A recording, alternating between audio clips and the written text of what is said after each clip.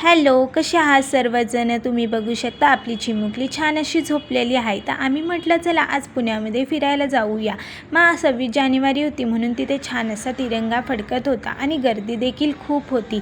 मग आम्ही जाताना आम्हाला श्री स्वामी समर्थांचा छान असा फोटो दिसला आणि तो आम्हाला खूप आवडला. मग आम्ही म्हटलं चला थोड्या वेळाने बघावा तो फोटो घेण्यासाठी. मग आम्ही आलतो शनिवार वाड्यामध्ये आल्यावर आम्हाला तिथे खूप छान वाटलं आणि गर्दी देखील खूप होती. आम्ही थोड्या तिथे बसलो आणि परत आलो स्वामी समर्थांचा फोटो घ्यायला. मग दादांनी मला तो फोटो गिफ्ट म्हणून दिला की बाबा तू घरामध्ये हा फोटो लाव म्हणून.